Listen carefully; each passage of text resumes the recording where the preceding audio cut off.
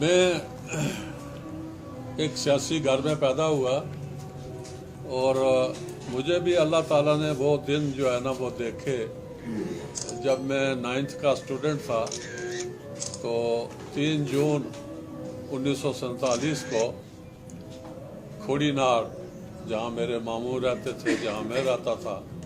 وہاں 3-4-5 سال جو ہے نا وہ میں نے تعلیم حاصل کی. تو 3 جون کو اعلان آزادی ہو رہا تھا، تو وہ ریڈیو اس وقت کسی کو آپریٹ کرنے کا پتہ نہیں تھا. نیا ریڈیو وہاں حاصل کیا گیا تھا. تو گھر میں تو کوئی اور تھا نہیں، خواتین ہی تھی. تو مجھے کہا گیا کہ بھئی تو 9th کا اسٹوڈنٹ ہے، تو اسے بروڑ ادھر ادھر کر. تو کچھ پتہ نہیں تھا، لیکن بہرحال وہ ادھر ادھر کرنے سے جو ہے نا وہ آن ہو گیا. اور میری خوش قسمتی ہے کہ میں نے 3 جون کو جو ہندوستان کی تقسیم کے وقت جو الزامات ہے، 3 آدمیوں کی تقاریر جو ہے نا وہ ہوئی. ایک پنڈت جواہر لال نہرو تھے ہندوؤں کی طرف سے، مسلمانوں کی طرف سے قائد اعظم،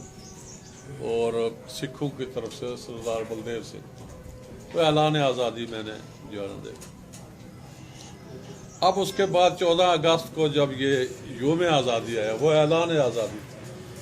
تاریخ کو پاکستان کا یوم آزادی، اور 15 تاریخ کو انڈیا کا یہ دن مقرر ہوا.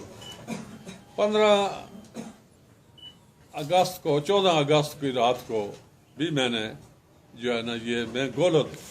اس وقت والد مرحوم جو ہے نا وہ گولد میں تھے، فوج کی جو ہے نا وہ سربراہی کر رہے تھے. تو گولد میں رات کو مجھے اچھی طرح یاد ہے کہ ٹرانا جو ہے گولد کے ساتھ ایک گاؤں ہے، تو وہاں پر فوجی کیمپ تھا جو بھی آزاد کشمیر کے لوگوں کا تھا. تو وہاں کوئی وائرلیس تھی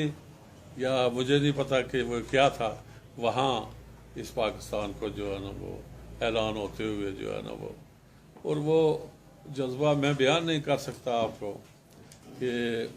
اب تو آج ہم یہاں یوم آزادی منا رہے ہیں، اور ابھی آدھا گھنٹہ ہی ہوا تھا تو میری علالت کا بہانہ کر کے آپ نے کہا کہ مصروفیت کی وجہ سے جو ہے. تو سچی بات یہ ہے کہ جب آپ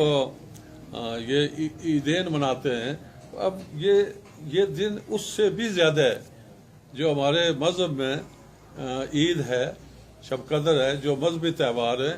ان سے بھی زیادہ میں اس لیے کہتا ہوں، دلیل سے کوئی یہ نہ فتویٰ دے کہ میں نے کوئی ایسی بات کہہ دی کہ وہ جو ہے نا وہ ثانوی حیثیت رکھتے ہیں. لیکن ہندوستان میں بسنے والے مسلمان جو تھے،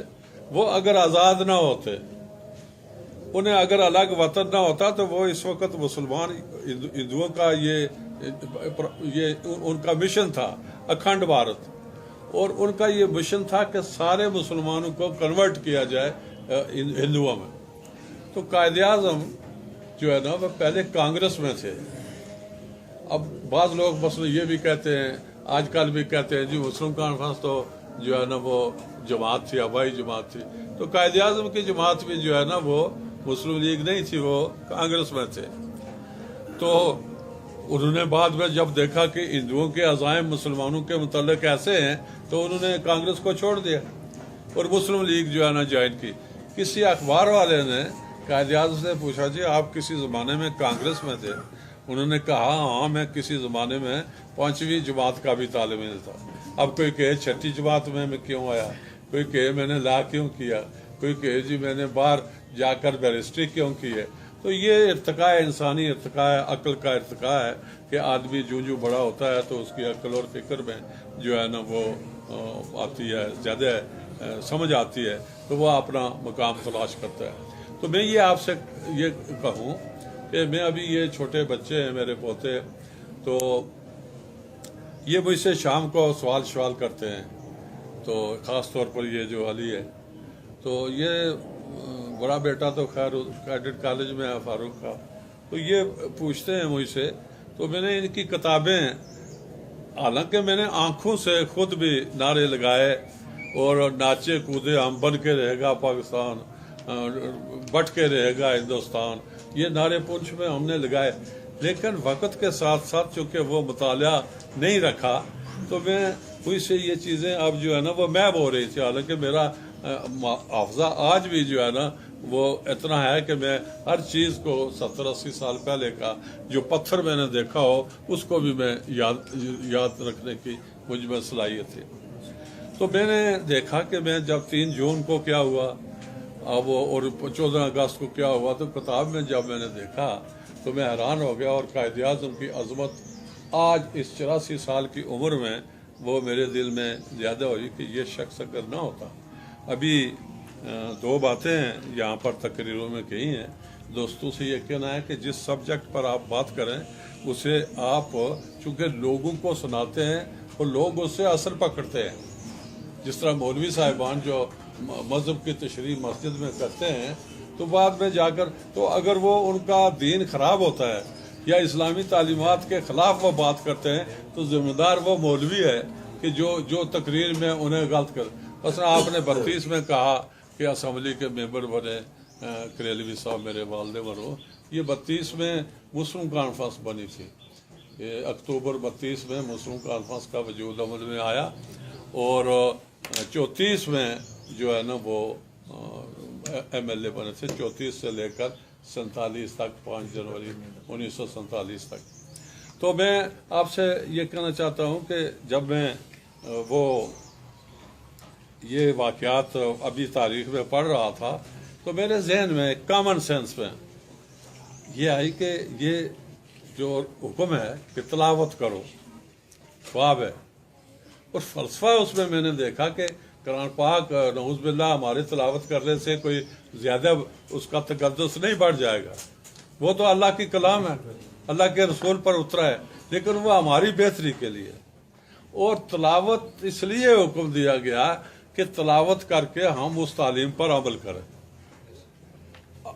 اب ہم تلاوت تو کرتے ہیں وہ بھی ثواب ہے، لیکن ترجمے کے ساتھ نہیں پڑھتے ہیں تو اس لیے جو ہے نا وہ پتہ نہیں فارسی ہے، اردو ہے، پنجابی ہے، کیا ہے، اس کا بھی ثواب ہے، لیکن اگر ترجمے کے ساتھ آدمی اس کا مطالعہ کرے تو پھر وہ جو تعلیم ہے وہ ذہن میں جو ہے نا وہ بیٹھتی ہے۔ تو اسی طرح یہ جو میں نے دیکھا کہ اپنی آنکھوں کے سامنے پاکستان بنتے دیکھا، قائد اعظم میں جب 11 ستمبر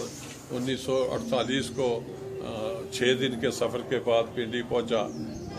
داخلے کے لیے، تو قائد اعظم صبح رحلت فرما چکے تھے، تو یہ پھر مسلم لیگی لیڈرشپ، لیکن یہ باتیں چونکہ تعلق نہیں رہا ان کتابوں سے تو وہ میں واقعات جو ہے نا وہ بھول گیا، اور اب جو ہے تو اس لیے میں آپ سے یہ کہنا چاہتا ہوں کہ یہ شاید ہم عید بنانے کے قابل نہ ہوتے جو مذہبی عید الفطر ہے یا عید الاضحیٰ ہے اگر ہم یہ عید آزادی نہ ہوتی، اگر ہندوستان میں بسنے والے مسلمانوں کے لیے جو ہے نا وہ نہ ہوتا۔ اور پھر حفیظ صاحب میں آپ سے کہتا ہوں کہ آپ نے کہا دین کے لیے، قائد اعظم کے متعلق تو یہ بھی تھا کہ جی وہ تلاوت نہیں کر سکتے تھے، وہ کوئی مولوی تو نہیں تھے کہ انہوں نے دین کے لیے کیا۔ مولانا ابوالکلام آزاد اور یہ جو جمعیت العلماء ہند تھے یہ سارے مخالف تھے، یہ اپنے خاکسار لیڈر وہ بھی مخالف، جتنے بڑے بڑے مولوی تھے یہ سارے قائد اعظم کے مخالف تھے۔ انہوں نے مسلمانوں کے لیے ایک الگ وطن حاصل کیا سب کے لیے، اور پاکستان میں بسنے والے اگر عیسائی تھے تو پھر دین کے لیے تو پھر وہ عیسائی یہاں نہیں رہ سکتا تھا، پھر ہندو یہاں نہیں رہ سکتا تھا، پھر یہاں پر کوئی دوسرا نہیں رہ سکتا، لیکن جو پاکستان کے جو ڈیمارکیٹ کر کے ملک بنا اس میں مسلمانوں کے لیے ایک وطن حاصل کیا کہ وہ اسلامی تعلیمات کے مطابق جو ہے نا وہ اپنی زندگی گزار سکے۔ ذرا تصور کیجئے آج ہم لوگ جو ہے نا یہاں اس گالے میں، اگر یہ ملک آزاد نہ ہوا ہوتا تو یہ تو گنگا رام کی جگہ ہے، یہ جو نیچے میں دکانیں بنا رہا ہوں یہ ہندو کی جگہ ہے، آپ ہجرت کر کے یہاں پر آئے ہیں، یہاں پر تو یہ آگے پیچھے جو ہے نا وہ سب ہندوؤں کی بستی تھی۔ تو یہ آزادی کی دین ہے، آزادی کی وجہ سے جو خطہ نصیب ہوا کہ اس کی وجہ سے پاکستان جو ہے نا وجود میں آیا کہ جس کی وجہ سے آج ایک الگ وطن، اس وطن کو بڑے خطرات درپیش،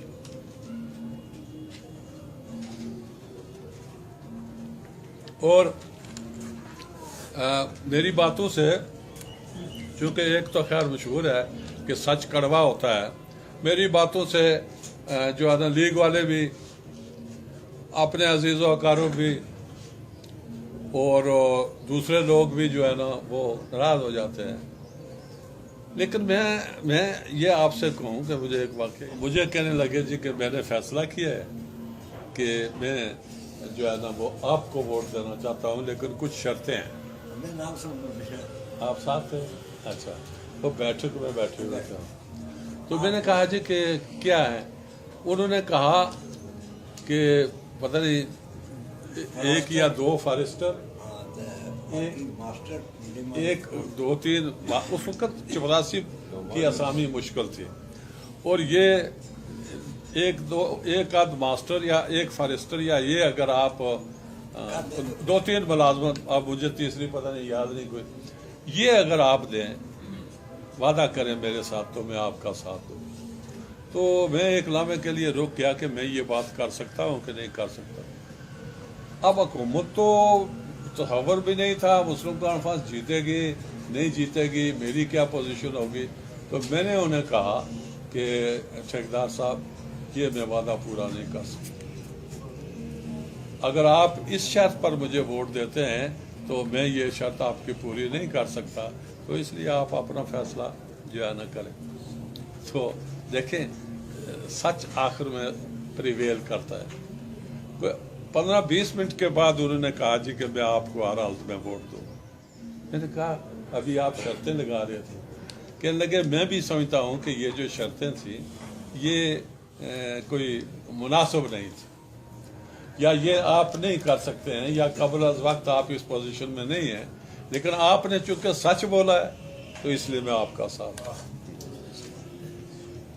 اب میں جب حکومت میں تھا تو میری عادت تھی کہ جو کام ہو سکتا تھا وہ میں کہتا تھا جی کروں گا، جو کام نہیں ہوتا تھا میں صاف انکار کرتا تھا. مجھے فاروق حیدر نے ایک دفعہ کہا کہ لوگ ناراض ہوتے ہیں تو آپ